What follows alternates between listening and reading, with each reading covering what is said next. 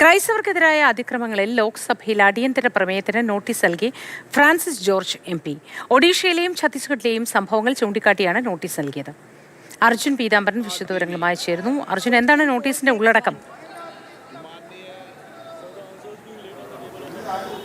മോദി, ഈ വിഷയം രാജ്യശ്രദ്ധയിൽ കൊണ്ടുവരണമെന്നുള്ള കാര്യം തന്നെയാണ് MP ഫ്രാൻസിസ് ജോർജ് ഇപ്പോൾ വ്യക്തമാക്കിയിരിക്കുന്നത്. രാജ്യത്താകമാനം ക്രൈസ്തവർക്കെതിരെയുള്ള അക്രമങ്ങൾ, അതിക്രമങ്ങളെല്ലാം തന്നെ വർദ്ധിക്കുന്നു. അതിൽ തന്നെ ഉദാഹരണമായി ഒഡീഷയിലെയും ഛത്തീസ്ഗഡിലെയും വിഷയങ്ങളാണ് അദ്ദേഹം ആ നോട്ടീസിൽ ചൂണ്ടിക്കാണിച്ചിരിക്കുന്നത്. മാത്രമല്ല, പ്രശ്നബാധിത മേഖലകളിൽ ഇത്തരത്തിൽ തെറ്റൊന്നും ചെയ്യാതെ പോലും ക്രൈസ്തവർ ആക്രമണങ്ങൾ നേരിടുന്ന സ്ഥലങ്ങളിൽ കേന്ദ്രത്തിൻ്റെ ഇടപെടൽ ഉണ്ടാകണമെന്നുള്ള കാര്യം കൂടിയാണ് നോട്ടീസിൽ MP ആവശ്യപ്പെട്ടിരിക്കുന്നത്. ഇക്കാര്യം ചൂണ്ടിക്കാട്ടി ലോക്സഭയിൽ അടിയന്തര പ്രമേയ നോട്ടീസ് നൽകിയിരിക്കുന്നു. സഭാ നടപടികൾ നിർത്തിവെച്ച് ചർച്ച ചെയ്യണമെന്നുള്ള കാര്യം തന്നെയാണ് ആവശ്യപ്പെട്ടത്.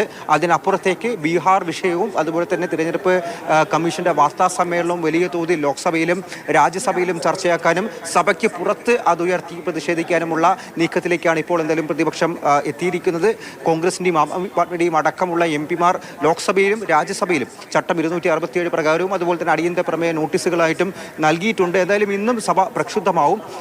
പ്രധാനമായിട്ടും ബീഹാർ വിഷയം തന്നെയായിരിക്കും. പക്ഷേ ഈ ക്രൈസ്തവർക്കെതിരെ രാജ്യത്ത് വർദ്ധിക്കുന്ന അതിക്രമങ്ങൾ അതും ചർച്ച ചെയ്യണമെന്നാവശ്യപ്പെട്ട് കേരളത്തിൽ നിന്നുള്ള MP ഫ്രാൻസിസ് ജോർജും അടിയന്തര പ്രമേയ നോട്ടീസ് നൽകിയിരിക്കുന്നു.